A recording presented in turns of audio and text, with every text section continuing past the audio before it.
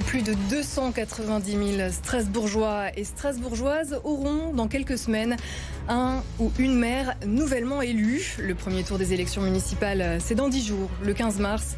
Et BFM Alsace réunit ce soir 4 candidats pour débattre. Quelques précisions sur les dessous de cette émission avant d'entrer dans le vif du sujet. D'abord, pourquoi 4 candidats sur les 13 qui sont dans la course? C'est le choix de la rédaction, dans un souci de lisibilité et de fluidité des échanges. Mais nous donnerons évidemment la parole à chacun des potentiels futurs maires de Strasbourg sur notre antenne avant le scrutin. Comment avons-nous choisi les 4 personnalités invitées ce soir? Eh bien, ce sont les recommandations de l'autorité de régulation de la communication audiovisuelle et numérique, l'ARCOM, qui ont été notre boussole. L'ARCOM accorde aux candidats un certain poids en fonction de plusieurs critères, parmi lesquels les résultats aux précédentes élections ou encore les sondages. Sachez enfin que la candidate du Rassemblement national, Virginie Joron, était conviée ce soir, mais qu'elle n'a donné suite à aucune de nos sollicitations. Voilà pour les coulisses. Le débat du premier tour des élections municipales à Strasbourg commence immédiatement sur BFM Alsace.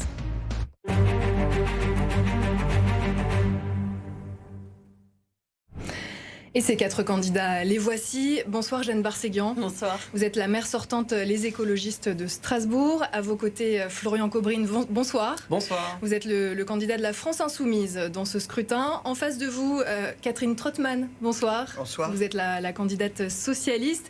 Et à vos côtés, Jean-Philippe Vetter, bonsoir. Bonsoir. Vous êtes le candidat Les Républicains. Alors pour commencer, nous avons procédé à un tirage au sort pour déterminer la première personne à parler. C'est vers vous que je me tourne, Florian Cobrine. Comment souhaitez-vous vous présenter à nos téléspectateurs ce soir? Eh bien, je m'appelle Florian Cobrine. Je mène la liste Strasbourg fier et solidaire, qui est la liste soutenue par la France Insoumise. Je suis un élu d'opposition à la collectivité européenne d'Alsace. Et depuis 5 ans, je m'engage pour la défense des services publics, pour les enfants placés, pour nos seniors dans les EHPAD ou encore pour les collégiennes et les collégiens d'Alsace.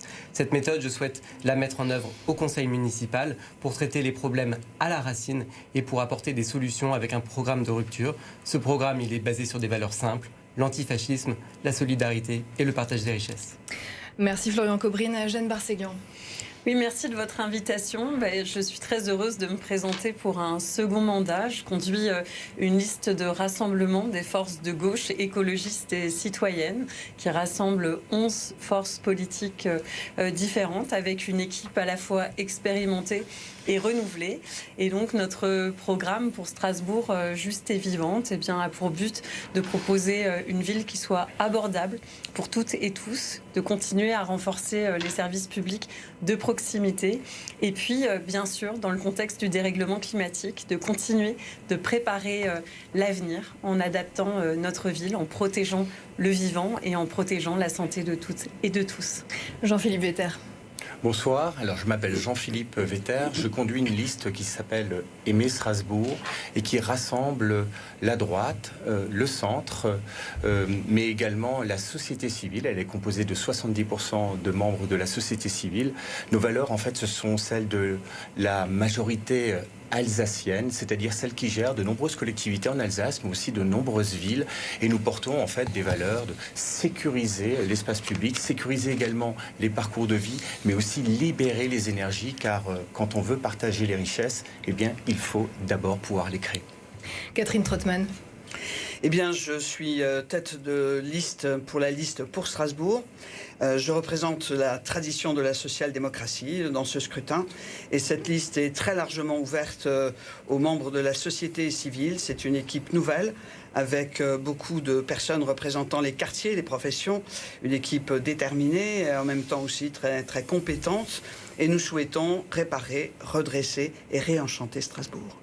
Merci à tous. Alors la première thématique que nous allons aborder ce soir, c'est la question des mobilités. On commence avec la place des vélos dans la ville, un sujet revenu souvent dans les propos d'habitants que nous avons interrogés.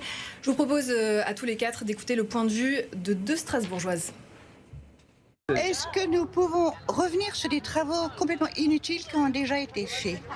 Diminuer les pistes cyclables, supprimer le ring, laisser du niveau de la place aux voitures pour pouvoir stationner. Peut-être mettre des vélos à disposition plus dans la ville, ou en tout cas continuer à améliorer les pistes cyclables et aller dans ce sens-là, puisqu'il faut encourager les gens à prendre le vélo et pas la voiture.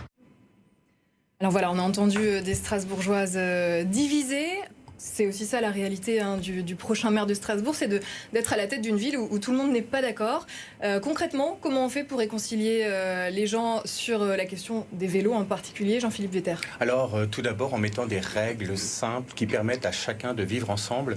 On a vu lors de ces 6 dernières années que le piéton, notamment, a été le grand oublié des politiques publiques qui ont été menées, et je souhaite mettre en place en fait un code de la rue qui permet très clairement à chacun de pouvoir vivre ensemble sur l'espace public, et je considère que lorsqu'on est sur un vélo, eh bien la réglementation doit aussi s'appliquer. Or aujourd'hui, notamment pour les livreurs comme Deliveroo, Uber Eats ou d'autres enseignes, eh bien souvent la réglementation n'est pas respectée, et bien souvent on est dans une vraie conflictualisation de l'espace public, et je pense qu'aujourd'hui eh bien, des règles doivent être appliquées, parfois même, s'il le faut, des sanctions.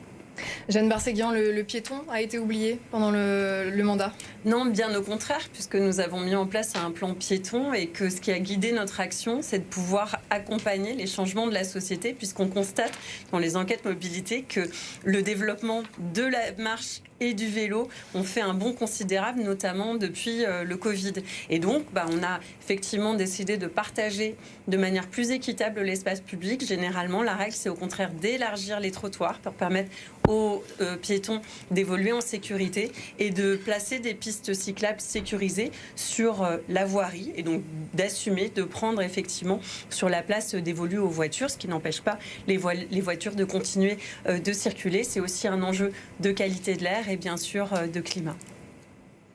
Jean-Philippe Vetter, très rapidement, ensuite je donne la parole à Catherine Trautmann. Aujourd'hui, sur les plateaux de BFM TV, avenue de Colmar, on voit bien à quel point, sur l'avenue de Colmar, en fait, on a des pistes cyclables parfois vraiment immenses, et pour autant des trottoirs parfois de 50 cm de large. C'était un axe routier mortel sur lequel il y a eu 2 accidents mortels ces dernières années, et je pense qu'on ne peut pas se satisfaire d'une insécurité routière. Aujourd'hui, tous les modes de déplacement sont représentés sur l'avenue de Colmar, puisqu'il y a de la place pour les voitures, pour les piétons, pour les cyclistes et pour le tram. Que les piétons ont été oubliés. Oui, Catherine Trautmann. Alors je pense qu'il est important de faire des pistes cyclables, et je l'ai toujours soutenu et je continue de le soutenir.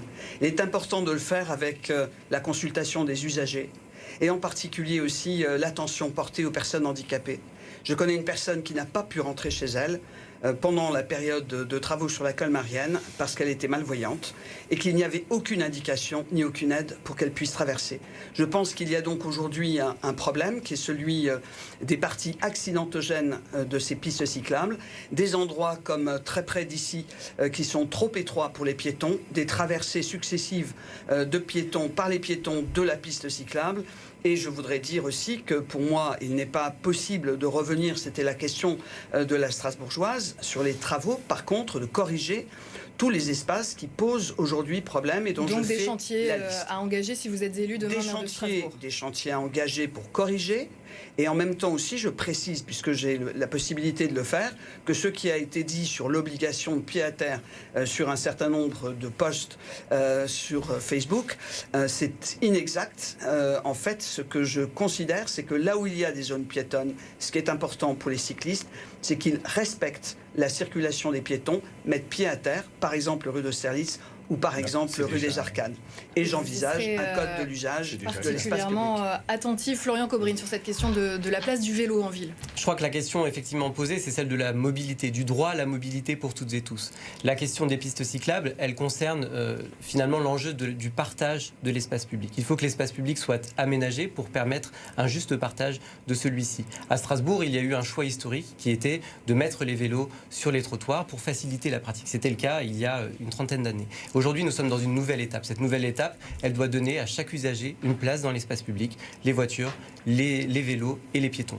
Tout cela nous pousse à pouvoir construire la ville avec les habitantes et les habitants, parce que dans ces aménagements, il faut qu'ils soient prévus pour l'ensemble des habitantes et des habitants. Et pour cela, je crois que la question de la justice sociale, elle doit être également présente, notamment sur l'usage du vélo. Nous proposons aussi que le Vélop, qu'il y ait une première tranche à 0 €. C'est une manière aussi de faciliter la pratique du vélo pour toutes et tous.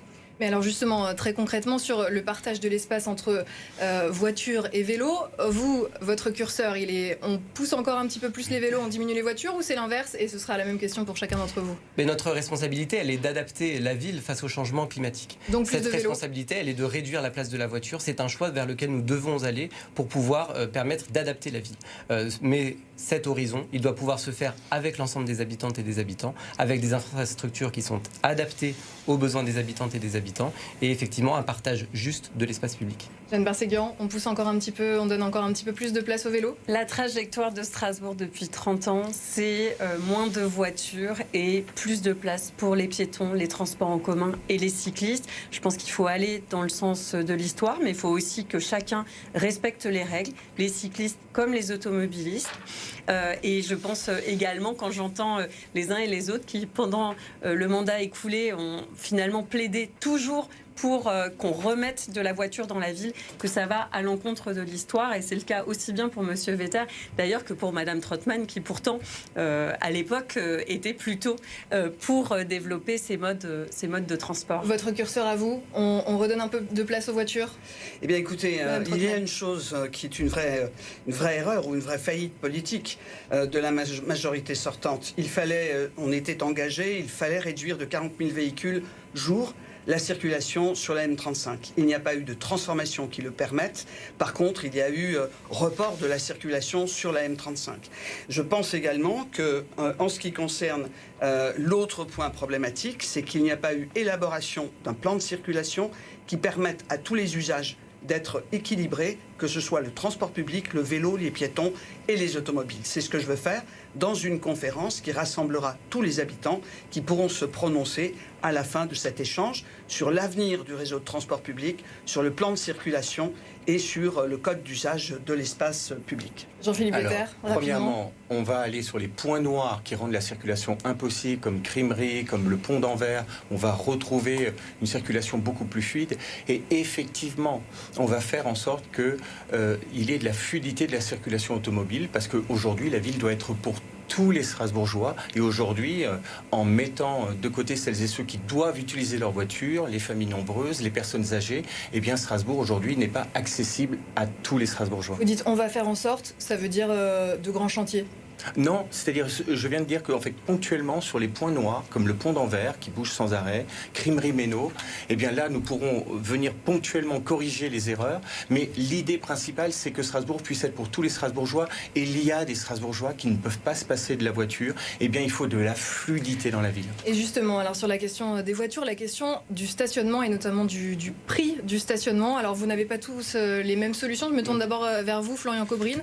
Votre idée pour le stationnement, ce que vous mettrez en place, c'est quoi? Oui, alors à la France Insoumise, nous sommes pour l'écologie populaire. Cette écologie populaire, elle vise à combiner les enjeux de transition écologique et de justice sociale. Pour cela, sur le tarif stationnement, effectivement, nous avons une proposition pour le tarif résident. Nous voulons mettre en place une première tranche à 0 €. Pourquoi? Tout simplement parce qu'à Strasbourg, il y a 26% de la population qui est sous le seuil de pauvreté. Et donc, personne à Strasbourg ne doit avoir à choisir entre garer sa voiture ou remplir son frigo. Ça, c'est la première partie de notre proposition. Et puis, à l'autre bout, nous voulons augmenter le prix du stationnement pour les gros véhicules SUV. C'est comme ça que vous financez finalement le manque. C'est cette logique de justice sociale à l'échelle du stationnement. Mettre à contribution les véhicules les plus polluants pour pouvoir soulager les familles les plus précaires à Strasbourg. Jeanne Barséguian, vous avez aussi une mesure? Oui, absolument. Dans le mandat écoulé, nous avons mis en place, et ça n'existait pas, une tarification progressive en fonction des revenus pour le stationnement. Nous proposons d'étendre cette tarification solidaire en ajoutant une tranche à 5 € pour les revenus les plus modestes. Je rappelle que le stationnement résident, l'objectif, c'est justement de permettre aux résidents de se garer. Au Neudorf, c'était plus possible, et c'était plus possible non plus de passer avec une poussette ou un fauteuil roulant sur les trottoirs. Maintenant, c'est à nouveau possible. Cette tranche à partir de 5 €, est-ce que c'est quelque chose que vous auriez aussi pu mettre en place pendant ce mandat? C'est quelque chose que vous vous êtes rendu compte que c'était un manque, que ça pénalisait certains Strasbourgeois? Avait été mis en place par les équipes précédentes le tarif à 15 € point barre, quels que soient les revenus. Moi, je crois à la justice sociale, et donc je crois qu'on peut contribuer en fonction de ces revenus, et il me paraît important maintenant d'étendre encore cette tarification solidaire avec une tranche à 5 €. Catherine Trottmann. Alors, ce qui est particulier lorsqu'on prétend faire une politique sociale social, c'est d'avoir transformé ce qui était un tarif général de 15 € en faire un tarif social. Pour nous, il n'y a pas de contrainte sans solution. S'il y a des changements dans l'usage de la voirie, il faut absolument soutenir les personnes qui ont besoin aussi d'accéder à leur domicile selon leurs moyens. Et donc le tarif résident sera de 5 à 20 €. Pour ce qui concerne le stationnement en surface, nous souhaitons étendre les places violettes et rendre la première demi-heure gratuite, ce qui permettra aux gens de pouvoir vaquer à quelques activités, de pouvoir aller au restaurant dans des conditions beaucoup plus faciles avec ces mesures. Jean-Philippe Vetter, ce qui était insupportable, c'est notamment l'extension du stationnement payant, comme par exemple au Neudorf. Et aussi... Donc votre solution à vous, si vous êtes élu demain? Très clairement, on est passé à 40 € par mois pour celles et ceux qui gagnaient plus de 1 800 €. Et donc demain? Eh bien nous souhaitons baisser pour tout le monde à 15 €. Ça me semble plus abordable, mais aussi une idée très simple et importante, c'est la gratuité du stationnement entre midi et 2 pour l'ensemble des restaurateurs, mais aussi des commerçants de nos centres-villes, mais aussi de nos quartiers. Alors vous avez chacun donc vos mesures pour le stationnement. On va parler du projet de Tram Nord. Votre majorité a reçu un avis négatif de l'enquête publique. Jeanne Barséguian, je précise, pour autant que selon une enquête Ipsos pour le groupe EBRA parue le mois dernier, plus de 3 Strasbourgeois sur 4 se disent satisfaits de votre action en matière de transport en commun. Voilà, je le précise. Quel avenir pour ce Tram Nord? Très concrètement, je me tourne d'abord vers vous, Catherine Trottmann, qui aviez fait revenir le tramway dans les années 90 à Strasbourg, si je ne me trompe pas. Oui, bien sûr, et je regrette que les prises de position qui ont été les miennes n'aient pas été entendues, puisque finalement la Convention citoyenne, c'est une question de tracé, d'usage aussi, et de desserte. En particulier, jamais à Strasbourg, nous n'avons réalisé de tram qui ne desservait pas une mairie, une médiathèque, ce qui était le cas à Schiltigheim. D'autre part, je crois absolument indispensable qu'il n'y ait pas seulement un quartier de logement social, mais 2, c'est-à-dire les Écrivains et Saint-Odile, qui soient desservis. J'avais donc proposé un tracé passant par la route de Bischwiller et Heineken. C'est ce tracé qui a été retenu par la Convention citoyenne. Vous avez mis en place. Et je pense qu'il aurait été utile, peut-être, de prendre cette hypothèse dès le départ et de l'analyser, puisque finalement, elle a été proposée et soutenue par les citoyens qui ont travaillé. Jeanne Barséguian, si vous êtes réélue, ce sera donc le tracé, celui proposé par la Convention citoyenne, que vous retiendrez? Je m'y suis engagée auprès d'eux. Je pense qu'ils ont fait un travail remarquable pendant plus de 6 mois. C'était 100 habitants, c'est ça? C'est ça, de l'Eurométropole, tiré au sort, et avec une diversité de lieux d'habitation, de modes de déplacement. Ils ont travaillé ensemble, ils ont construit un consensus, alors qu'ils n'avaient pas toujours les mêmes opinions au départ. Et ils nous ont rendu un avis qui doit être le socle du futur projet. Ce projet, il est très attendu par les habitants du nord de l'agglomération et notamment des quartiers populaires, et il doit pouvoir être relancé dans les meilleurs délais.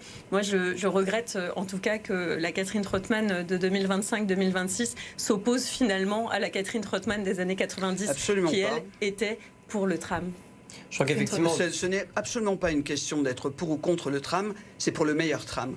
Et quand on a une solution qui n'est pas satisfaisante et qui coûte très cher et qui ne pouvait pas trouver correctement son financement et qui ne desservait pas correctement le nord de Strasbourg, eh bien je crois qu'il était sage de s'opposer et de proposer une solution alternative, ce que j'ai fait. Mais il n'y a pas de différence entre ce que j'ai fait dans le passé et ce que je fais aujourd'hui. Et c'est la raison pour laquelle je viendrai devant les Strasbourgeois avec une proposition de réseau jusque dans les années 2050. Florian Cobrine. Oui, on voit malheureusement que le tram a été aujourd'hui pris en otage par une coalition politique qui allait de la droite aux socialistes, qui s'en sont servis comme un totem pour pouvoir empêcher l'arrivée de ce tram. Et à la fin, qui paye la facture? Eh bien, les habitantes et les habitants du nord de l'agglomération. Je crois que là-dessus, il y a besoin au contraire de prendre de la hauteur. Évidemment, il n'y a aucun tracé de tram qui fait l'unanimité, et Catherine Trottmann est très bien placée pour le savoir quand on se rappelle toutes les histoires qu'il y a eu autour du nouveau tracé à l'époque, dans les années 90. Nous, notre proposition, elle est claire pour le tram Nord. Nous devons desservir le nord de l'agglomération, c'est-à-dire le quartier populaire des Écrivains, le centre-ville de Schiltigheim et la gare de Strasbourg. On va passer... Alors, allez-y, je vous en prie. Mais je suis un peu étonné qu'en fait, on aboutit à une situation où un tram tellement important puisse être potentiellement décidé par 100 personnes tirées au sort. Je veux remettre l'ouvrage sur le métier, une grande concertation. Et ce qui a vraiment posé problème, c'est pas seulement le tracé, c'est l'aménagement, c'est la suppression de 100% du stationnement à vue des Vosges, c'est la suppression du transit, c'est la suppression d'une sortie d'autoroute. Donc, on peut faire un tram dès lors qu'on est dans la concertation et qu'on permette d'écouter l'ensemble des Strasbourgeois. En l'occurrence, cette concertation, elle est est arrivé aux mêmes conclusions Oui, que Catherine Trottmann. Et voilà, nous, 100 personnes, c'est voilà. mieux que 2, sans doute. Qu'est-ce que vous feriez comme tracé? Est-ce que vous changeriez? Vous ne feriez pas ce tracé-là? Je viens de le dire, ça doit être une grande discussion avec l'ensemble, une grande concertation. Mais c'est normal, mais c'est essentiel. C'est d'ailleurs ce qui a manqué. Pardon, mais j'assume le fait de pouvoir échanger avec l'ensemble des Strasbourgeois pour trouver le meilleur tracé et trouver le meilleur compromis. Mais je pense que ce qu'il faut assumer, effectivement, c'est l'idée d'un tram qui transforme aussi la ville. J'ai l'impression que quand j'entends M. Vetter, ce qui lui pose problème, c'est le fait que nous avons qu'un projet de tram nécessairement transforme la ville, avec des espaces naturels qui sont créés en pleine ville, avec une réduction de la place de la voiture. Un tram, ce n'est pas qu'un moyen de transport, c'est une manière d'adapter la ville au changement climatique, à réduire la place de la voiture. C'est une solution d'ensemble qu'il faut pouvoir proposer, et avec l'ambition d'avoir une ville qui est adaptée demain. C'est pas qu'il transforme la ville, c'est qu'il transforme la population. C'est-à-dire que vous allez exclure des personnes âgées, des familles nombreuses qui ont malheureusement aussi besoin de leur voiture, et c'est pourquoi effectivement il faut pouvoir être à l'écoute de l'ensemble des Strasbourgeois. Alors moi je pense que pour les personnes âgées, d'abord il faut mettre en place la gratuité du transport public à partir de 65 ans. C'est une mesure de justice qui permet aussi de donner un meilleur accès aux personnes isolées, à tous les quartiers et à toute l'agglomération. Mais je voudrais quand même dire qu'il est nécessaire de réaliser l'extension qui était prévue et qu'on pouvait faire extrêmement rapidement vers Neuilly, vers le Stockfeld. C'est une attente extrêmement importante, et en tant que Strasbourgeoise, je voudrais dire que je m'engage à le réaliser sans attendre que le tram Nord soit possible dans quelques temps. Marseillan, et puis ensuite on passera à une autre thématique. Je voulais juste ajouter que le tram Nord doit se faire, contrairement à ce que dit Monsieur Vetter. On le voit avec le nouveau tram Ouest, c'est un plébiscite, y compris d'ailleurs pour les autres, y compris pour les, pas votre voisine. En tout cas, pour les automobilistes aussi qui laissent leur voiture au P+R et qui ensuite rejoignent le centre-ville. Mais il n'y a pas que le tram, il y a aussi les réseaux de bus que nous avons fortement renforcés dans ce mandat, et je souhaite proposer un réseau de bus de nuit 24 heures sur 24, 7 jours sur 7 en complément du réseau CTS, et nous analyserons évidemment les autres extensions de tram nécessaires, notamment au Neuhof et vers le port du Rhin. Très rapidement. Pour rebondir sur ce que vient de dire Madame Trottmann, nous proposons aussi un abonnement spécial pour les plus de 65 ans, mais à 1 euro. Pourquoi 1 euro? C'est un prix symbolique, mais ce symbole, j'y tiens. Il montre tout simplement que rien n'est jamais gratuit. Et on va parler d'argent justement maintenant, de précarité notamment. Florian Cobbrine, vous le disiez, plus d'un Strasbourgeois sur 4 vit en dessous du seuil de pauvreté. Je voudrais qu'on dise un mot sur le logement. 75% des Strasbourgeois sont locataires. Le prix des loyers a beaucoup augmenté ces dernières années. Très rapidement, vos mesures, Florian Cobbrine. Oui, le logement, c'est la priorité des priorités, parce que c'est le premier poste de dépense des ménages. Et donc on doit agir résolument pour pouvoir aider les familles de Strasbourgeois. Concrètement. Pour cela veut dire réguler le marché immobilier, parce que je ne crois pas à l'autorégulation du marché immobilier, encadrer les loyers, geler les loyers dans le parc social, parce que là aussi c'est de plus en plus difficile pour de nombreux foyers de pouvoir se loger. Et puis construire davantage de logements sociaux, parce qu'à Strasbourg, il y a ces besoins-là. Et puis enfin, mettre un plan d'urgence pour mettre tous les enfants à l'abri. Il y a à Strasbourg, on va y venir à la grande précarité, ce sera le sujet juste d'après. Jeanne Barséguian, vous aussi, vous avez des points communs. Vous voulez mettre en place l'encadrement des loyers? Oui, priorité absolue au logement, avec des objectifs chiffrés très clairs. Une production de 3000 nouveaux logements chaque année, dont 1200 de logements sociaux. Pensez au logement. 6500 6600 effectivement dans le mandat écoulé. Des logements étudiants, parce que nous sommes une grande ville universitaire. Des logements pour les seniors, parce que la population vieillit. Et puis les possibilités aussi d'accession sociale à la propriété avec le bail réel solidaire.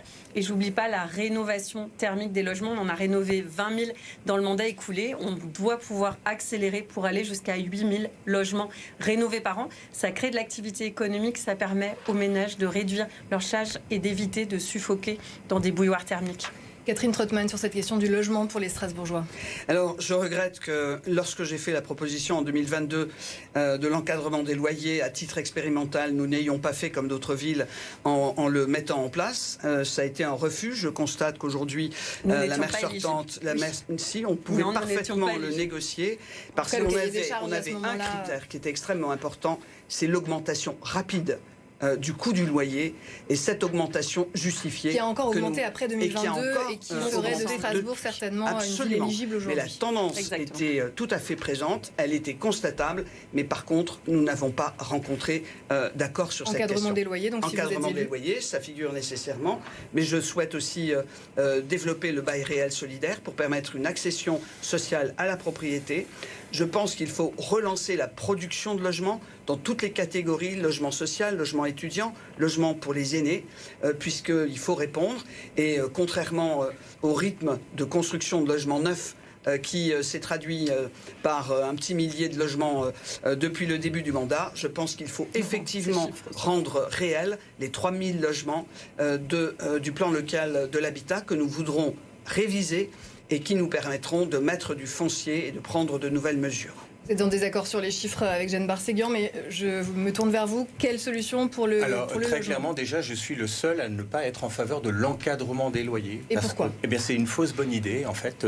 Pourquoi ? Parce que ce sont, en fait, toujours davantage de contraintes et toujours davantage de normes qui détournent les investisseurs privés qui peuvent acheter du logement pour le mettre sur le marché, notamment le logement locatif. Et on peut longtemps dire qu'il faut absolument produire 3000 logements. On ne produira pas 3000 logements si on n'arrive pas à les vendre également. Et donc aujourd'hui, comment on fait pour que il faut libérer les énergies. Il faut aussi revenir sur des contraintes environnementales qui permettent aussi de construire. Parce qu'aujourd'hui, on met toujours davantage de normes, toujours davantage de contraintes. Et au bout d'un moment, donc finalement, moins de normes, ça va faire baisser les loyers. Mais bien, ça va faire baisser les comme prix. Nicolas Sarkozy, l'environnement, ça suffit. Ça va faire baisser les prix et ça va permettre aussi l'accession à la propriété. Regardez les classes moyennes, elles n'arivent plus aujourd'hui à accéder à la propriété. L'accession à la propriété, c'est une question, mais les loyers pour les personnes aussi, qui n'envisagent pas non plus d'accéder à la propriété. Bien sûr, il y a aussi des éléments qui sont très importants, c'est sur les Airbnb qui aujourd'hui, quelque part, ressemblent de plus en plus à de l'hôtellerie déguisée et qui aussi met moins d'appartements sur le marché au détriment de toutes celles et ceux qui cherchent un appartement.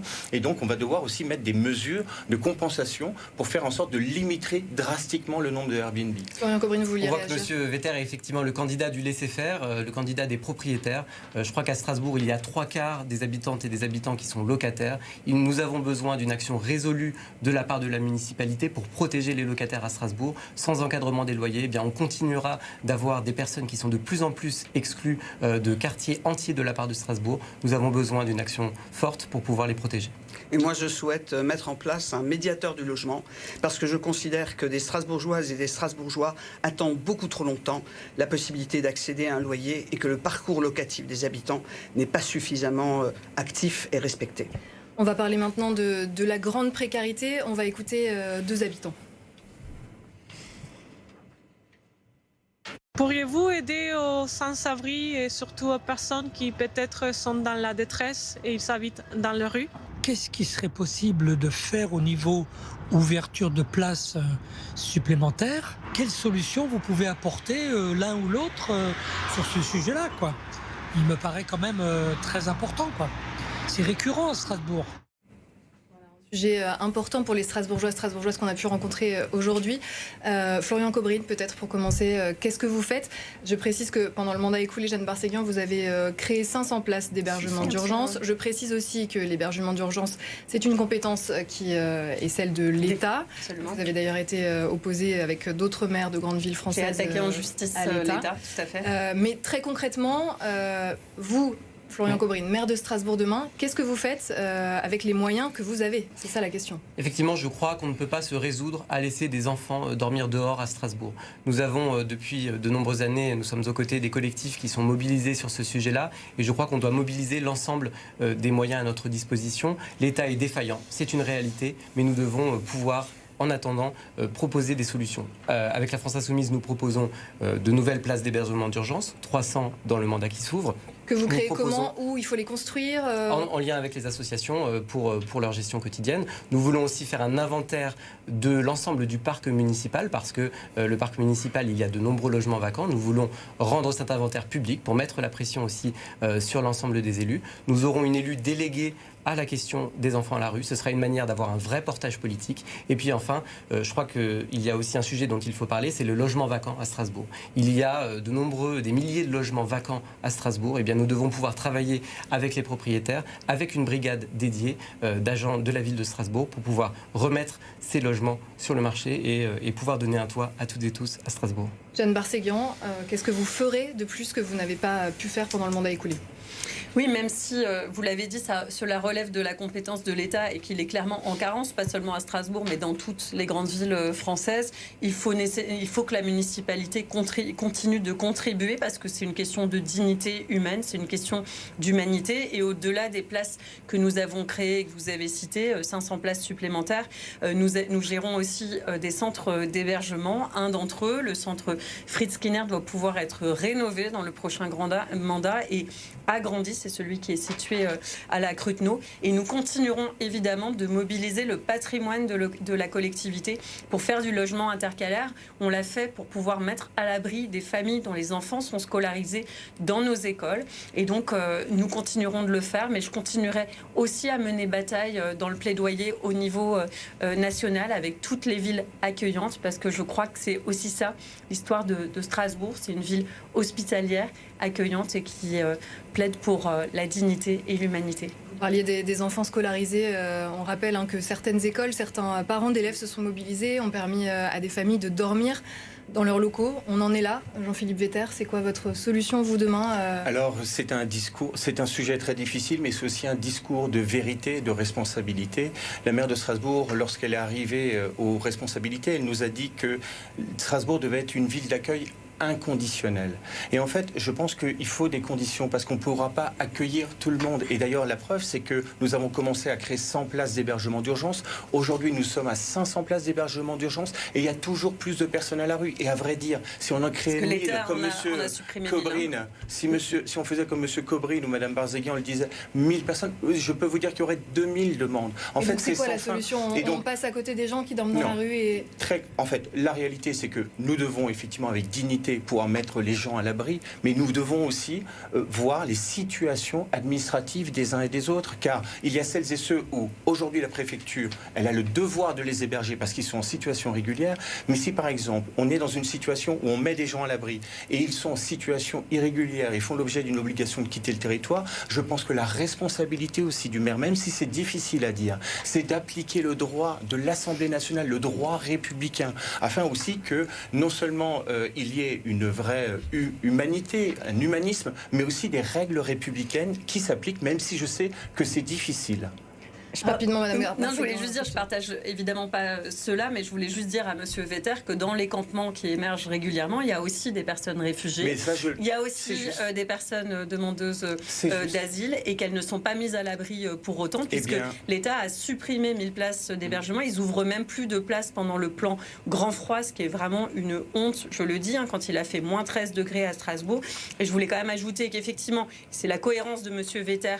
Il s'est opposé, par exemple, au tiny house dans le quartier de la Robertso, familles qui sont aujourd'hui qui y vivent et qui vivent en sérénité. Et quant à Madame Trottmann, elle s'est opposée au projet d'hébergement d'urgence à la Montagne Verte que nous portons en lien avec l'État et qui doit permettre de mettre 100 personnes à l'abri. Donc voilà, on voit pour les cohérences et les incohérences. Justement, je vous parle de cohérence. Je ne comprends pas, le droit doit s'appliquer partout. Vous dites, le droit dit que la préfecture doit gérer et accueillir les personnes qui sont en bon droit, mais par contre, vous pensez que ceux qui sont dans une obligation de quitter le territoire ne doivent pas quitter le territoire ? Je connais le système français, et le système français est assez hypocrite puisqu'il laisse des personnes sans droit, effectivement, pendant des mois, et il les laisse dans la misère. Et donc, pour ma part, je serais effectivement pour une régularisation d'un certain nombre de personnes qui leur permettent d'accéder au travail, ce que vous portez d'ailleurs. Vous dites que l'intégration se fait par le travail. Moi, je suis pour une régularisation de ces personnes qui ne demandent qu'à travailler, qui généralement doivent travailler dans des conditions précaires. Permettez-moi de dire que je regrette qu'il y ait eu polémique alors que lorsque je me suis entretenu avec la préfète à l'époque, Madame Chevalier, je lui ai donné un rapport avec les adresses des entreprises qui permettaient de créer des villages comme en Allemagne pour les réfugiés, pour les demandeurs d'asile, pour les personnes sans abri, et que nous avions la possibilité de le faire. Et elle m'a répondu que c'était possible, qu'elle avait de l'argent pour ce faire, mais qu'elle n'avait pas les terrains. Et le seul terrain qui a été proposé par la ville est le terrain de la Montagne Verte, sans concertation avec les habitants, un terrain pollué, inondable, et qui se trouve en cœur de quartier. Voilà ce qui a été proposé quand Madame Ims, la présidente de l'Eurométropole, refusait de mettre à disposition un terrain de la commune de Olsztyn. Si vous êtes élu, donc demain, vous suivrez l'exemple allemand. Et je suis l'exemple allemand, mais je commence aussi par repérer et par pouvoir aider les personnes qui peuvent avoir accès à un logement. C'est nécessaire que nos services sociaux puissent le faire, et je crée une maison de la solidarité avec une cuisine centrale, avec du stock pour les associations, parce que j'ai constaté que les associations qui s'occupent des personnes sans abri sont aujourd'hui épuisées de le faire, et je refuse que l'on délègue l'aide et la solidarité uniquement aux associations. Donc Florian Cobbrine, un dernier mot et ensuite on changera de sujet. Effectivement, là on voit aussi que quand tout ne se passe pas comme Madame Trottmann le voudrait, eh bien les projets doivent aller sont caducs. Je crois que nous avons un devoir de responsabilité, un devoir de solidarité, et des solutions qui sont mises en place doivent pouvoir aller à leur terme. Sur cette question de l'hébergement, il est important de rappeler là aussi que Strasbourg est une ville accueillante, ça a été dit. Monsieur Vetter a un petit peu exposé sa position, mais la troisième colistière de Madame Trottmann a exprimé au cours d'un débat qu'elle était contre le principe de Strasbourg ville accueillante. Et donc je voudrais avoir la position de Madame Trottmann. Est-ce que vous êtes raccord avec votre colistière, ou est-ce que vous vous opposez aussi à ce que Strasbourg, capitale des droits humains, soit effectivement une ville accueillante, ou est-ce que vous souhaitez au contraire revenir sur cet engagement? Très rapidement, Madame Trottmann. Ma colistière a simplement posé la question si un certain nombre de personnes et de familles ont des droits et peuvent rentrer dans un parcours qui leur permet d'avoir un accès naturel et automatique à un logement, d'autres personnes ne l'ont pas, et la question est de savoir comment on répond. C'est ma réponse que j'ai donnée, un village qui permet de loger tous les sans-abri, et M. Cobbrine ne réussira pas à faire une polémique sur ce point, parce que je crois qu'elle n'a pas lieu d'être. Elle a dit Strasbourg, ville accueillante, je suis contre. Ça a été exactement et nous avons entendu la réponse de Madame Trottmann. Qui n'en est pas une. On va passer maintenant à une préoccupation qui, dans les sondages sur les préoccupations des Français pour ces élections municipales, arrive en très bonne position. C'est la question de la sécurité. Je vous propose d'écouter le ressenti d'une habitante de Strasbourg. La place de l'homme de fer, on est en totale insécurité. D'ailleurs, dans toute la ville, on ne sait jamais si on va revenir en entier. Avec tous ces gens qui nous agressent, on est envahis, on ne reconnaît plus notre belle ville. Voilà. J'espère que le nouveau maire va nous redonner la belle ville que nous avions, qui est actuellement devenue une ville du tiers-monde. Une ville du tiers-monde, c'est un ressenti subjectif, bien évidemment. Jean-Philippe Vetter, la question de la sécurité, qu'est-ce que vous changez si vous êtes élu demain? Écoutez, c'est clair. Ma priorité, c'est de sécuriser l'espace public et les parcours des Strasbourgeois. Je suis d'ailleurs le seul ici à proposer un arrêté anti-mendicité agressive, le rétablir. Et d'ailleurs, Madame Trottmann a voté contre, Madame Barzéguian a voté contre. J'imagine que Monsieur Cobbrine voterait également contre. Et pour autant, c'est normal de pouvoir faire en sorte que l'espace public puisse être partagé. On va rééclairer encore les rues de Strasbourg. On va aussi lutter contre les squats et l'occupation illégale du domaine public. On va mettre en place une vraie politique. Mais écoutez, c'est bien simple, avec notamment un arrêté anti-mendicité. Simplement demander aux uns et aux autres d'appliquer très clairement. Quand c'est une occupation illégale du domaine public, c'est une occupation illégale du domaine public. Vous savez, lorsqu'on veut rallumer les lumières, là aussi, c'est très rapide et possible. Et je pense qu'il faut aujourd'hui qu'on puisse sécuriser l'espace public, mais aussi augmenter, doubler le nombre de policiers municipaux pour qu'il y ait dans votre programme. Pour qu'il y ait du bleu dans les rues. Et vous le financez comment, monsieur? Mais je vais vous l'expliquer, on va y venir, Madame Barzéguian. Dans un instant, Florian Cobbrine sur la question de la sécurité. Oui, alors je crois que effectivement, je m'inscris en faux avec la proposition de monsieur Vetter. Je crois qu'on ne résout pas des problèmes en excluant une partie de la population. La ville appartient à tout le monde, et ce n'est pas en excluant des parties de la population que l'on va résoudre ces problèmes. On le résout par plus d'humains, par de la présence sur le terrain. Et je crois qu'un des sujets qui est important dans cette question de la sécurité, c'est la tranquillité publique, notamment pour les femmes. Parce que effectivement, il y a des violences sexistes et sexuelles dans l'espace public qui sont inadmissibles. Il faut qu'il y ait une mobilisation générale sur ce sujet. C'est le cas dans les transports en commun, mais pas seulement. Nous voulons pouvoir notamment diffuser des annonces sonores dans l'espace public. C'est une manière de faire prendre conscience tout le monde autour de cet enjeu fondamental. Et là aussi, c'est une manière de dire, nous n'accepterons pas ces réalités, nous devons pouvoir mobiliser des moyens avec les associations de terrain pour pouvoir protéger celles qui sont aujourd'hui victimes de ces situations inadmissibles. Et sur la question de l'éclairage public, puisque vous avez décidé pendant ce mandat, Jeanne Barséguian, d'éteindre l'éclairage public dans certains quartiers entre certaines heures la nuit. 30% des rues de 1h à 5h du matin, en lien étroit avec la préfecture et les forces de sécurité. Sur cette question-là, Florian Cobrine, est-ce que vous laissez comme ça, vous changez quelque chose ? Notre objectif est de pouvoir avoir une réponse qui est adaptée à chaque quartier, pas une réponse générale, mais on sait qu'il y a des situations particulièrement problématiques selon les quartiers. Eh bien non, on veut que ce soit un sujet qui remonte via les conseils de quartier et pouvoir avoir un regard au cas par cas, situation par situation et réallumer quand il y a un besoin qui est très largement exprimé. Ce que nous avons fait, puisque nous avons un comité de suivi avec aussi les associations féministes, avec les forces de l'ordre, avec les associations de quartier. Nous avons d'ailleurs fait une consultation. Nous avons rallumé certaines rues quand il y avait des problématiques de cheminement et nous sommes en train d'équiper les quartiers pour permettre aussi un éclairage modulaire qui permet de voir la nuit de manière en consommant très peu d'énergie. Jean-Philippe Vetter, vous voulez réagir ? Oui, Monsieur Cobrine, il parle d'exclusion de personnes au centre-ville de Strasbourg, mais je vois beaucoup en fait de personnes qui s'excluent d'eux-mêmes, en fait, qui ne viennent plus au centre-ville de Strasbourg, justement parce qu'ils ne se sentent pas forcément en sécurité. Il faut aussi prendre en compte cela. Dans le quartier Gare, par exemple, lorsqu'on a mis le paquet en termes de sécurité, eh bien, on a vu tout d'un coup des personnes âgées.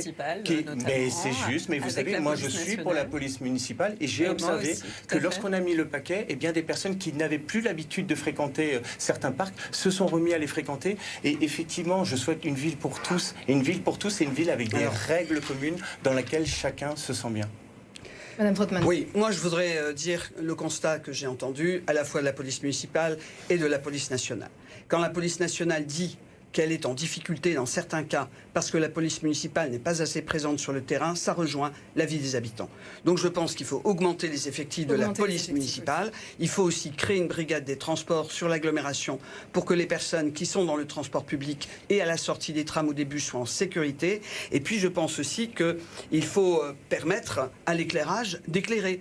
Aujourd'hui, même s'il y a une reprise de l'éclairage dans certaines rues, les personnes qui se lèvent tôt, qui se couchent tard, les personnes qui ont des problèmes de vision sont aujourd'hui extrêmement gênées. On ne peut pas faire en sorte que la protection des habitants soit à deux vitesses. On ne peut pas non plus ne pas assurer un droit à la sécurité puisque c'est un droit fondamental. Mais je souhaite aussi, et je voudrais terminer sur ce point, qu'on mette en place davantage d'éducateurs de rue parce qu'il faut aussi prévenir les incivilités. Florian Cobrine, sur la question des effectifs de police, vous, ça n'est pas votre solution ? Alors la question de la police, elle est importante et nous voulons une véritable police de proximité qui ne remplace jamais la police nationale. La police nationale, elle a des missions, la police municipale en a d'autres. Je crois qu'il est important de faire en sorte que la police municipale soit sur ses missions de proximité et je crois que c'est l'enjeu qui est là dans le mandat qui s'ouvre.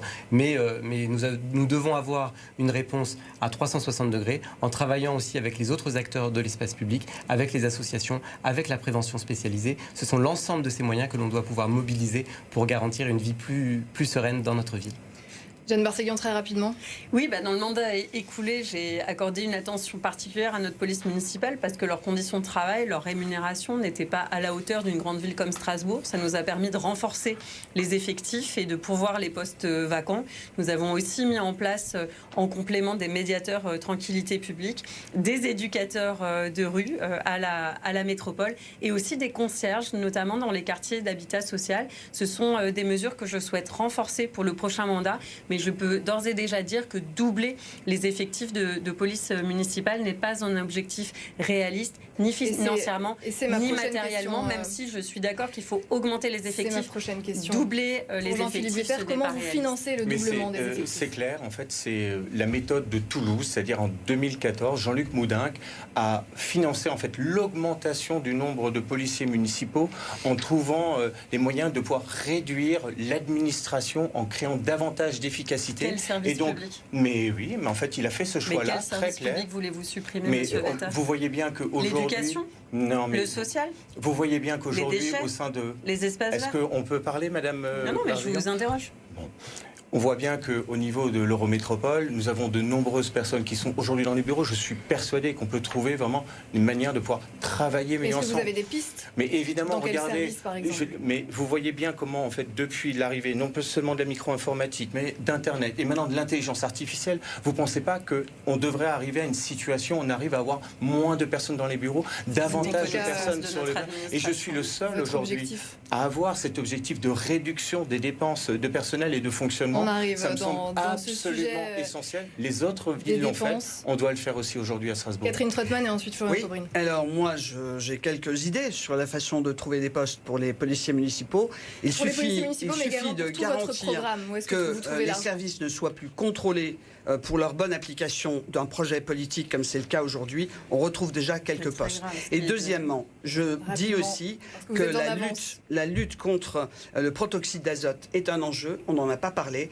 La protection de la jeunesse est importante. Et moi, je préférerais, je voudrais dire à monsieur Vetter que son ministre, monsieur Retailleau, dont il évoque souvent le nom, n'a pas réussi à débloquer la loi contre l'usage du protoxyde d'azote, qui pourtant nous permettrait de rendre les choses quand je disais vous êtes en avance, c'est en termes de temps de parole. Merci Monsieur Vetter.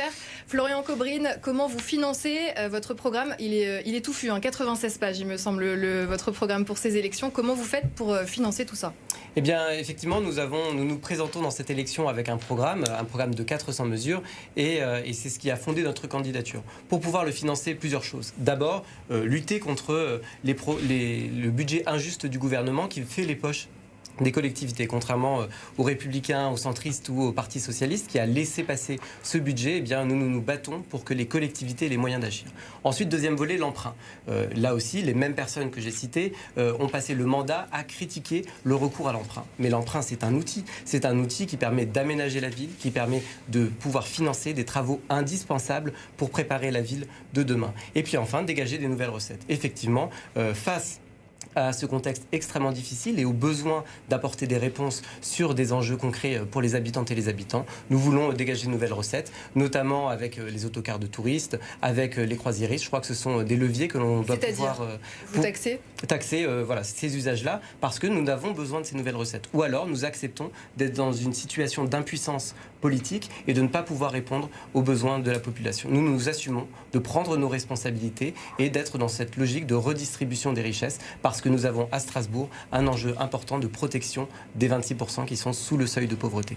Ça a aussi été votre choix, assumé d'ailleurs, Jeanne Barséguian, pendant le mandat qui s'achève. Je précise qu'à l'heure actuelle, la capacité de désendettement de la ville de Strasbourg se situe à 11 ans, selon les experts, ce qui a alerté la Chambre régionale des comptes, pour qui la ligne rouge, c'est 12 ans. Vous assumez un bouclier social et écologique, mais concrètement, vous ne pourrez pas aller aussi loin que pendant le mandat écoulé. Donc, où est-ce que vous trouverez l'argent pour le mandat prochain si vous êtes élu ? Aujourd'hui, la ville de Strasbourg est dans la moyenne des grandes villes françaises en matière de dette. Toutes les grandes villes s'endettent. Mais ce qui est intéressant, c'est à quoi sert la dette. Et la dette, elle a servi à rénover ou à construire des écoles, à créer de nouveaux parcs, à créer des maisons de santé, à déployer nos réseaux de chaleur, à produire de l'énergie renouvelable, à rénover des logements, à rénover nos musées ou encore nos gymnases.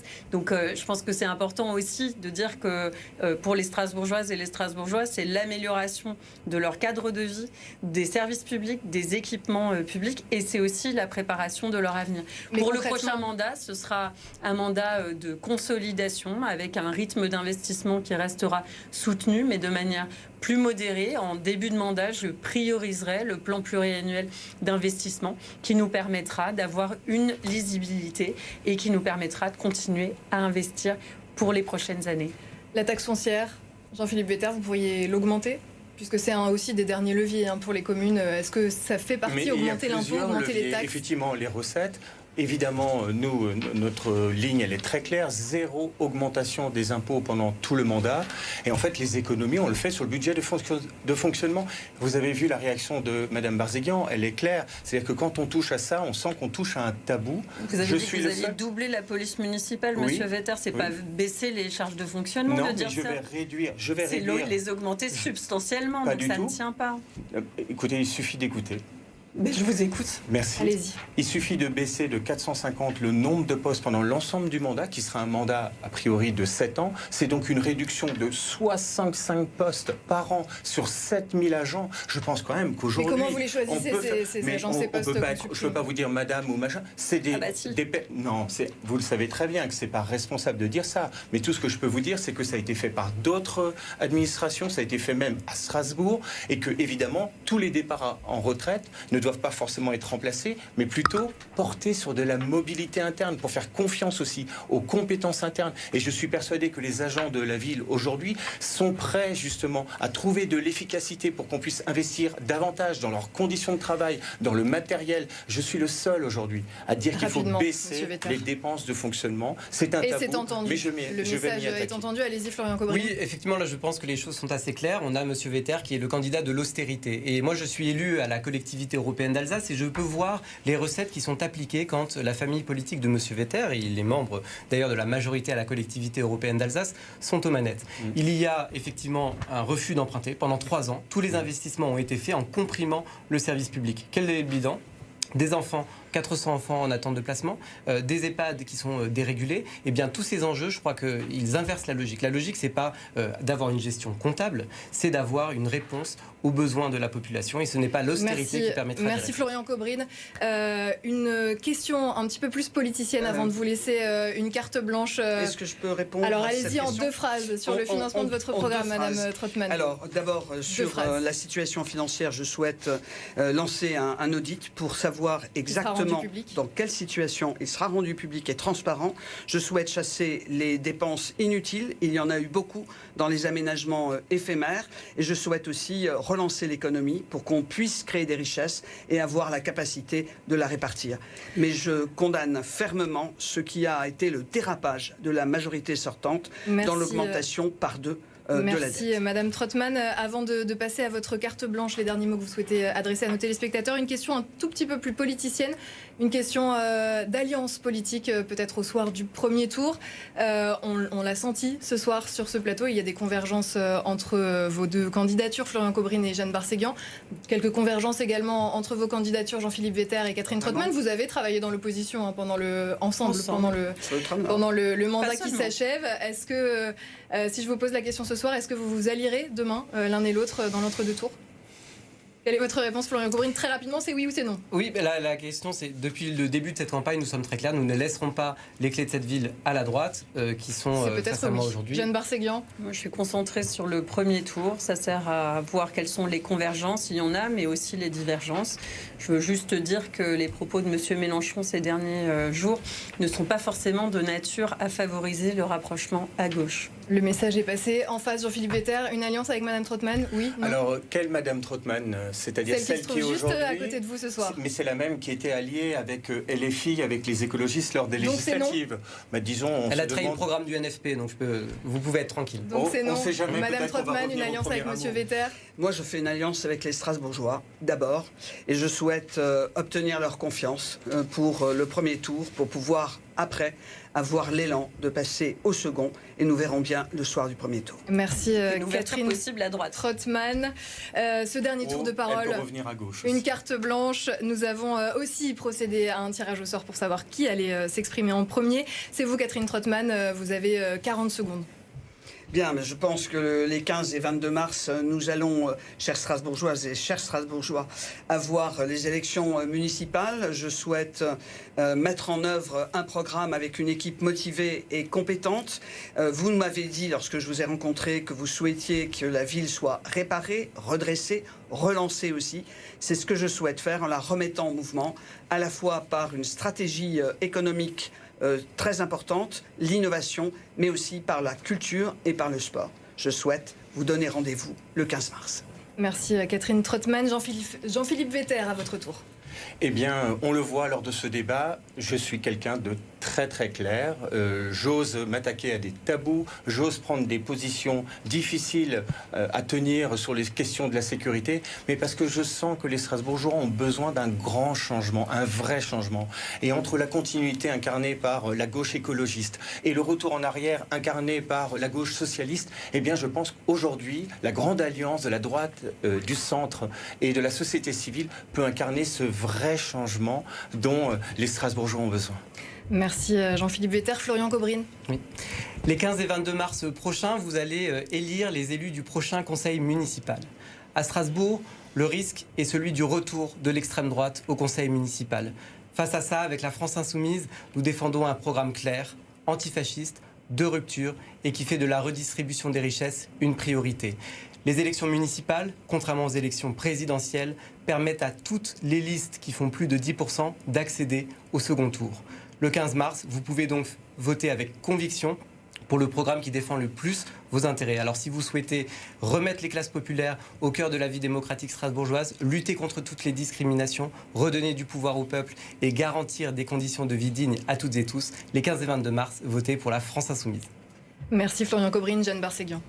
Chères Strasbourgeoises, chers Strasbourgeois, je vous donne rendez-vous pour les 15 et 22 mars autour d'un projet clair, ancré à gauche, écologiste, citoyen. Je crois que dans cette période de confusion politique, on sait ce qu'a donné le ni de gauche ni de droite, c'est-à-dire la casse des services publics et finalement un creusement des inégalités.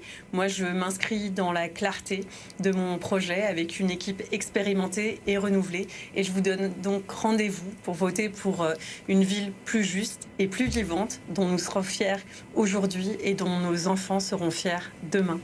Merci Jeanne Barséguian d'avoir été avec nous. Merci Florian Cobbrine également de la France Insoumise d'avoir été avec nous ce soir. Merci Catherine Trottmann et merci à vous Jean-Philippe Vetter, candidat Les Républicains. Merci. Merci à vous. Merci beaucoup.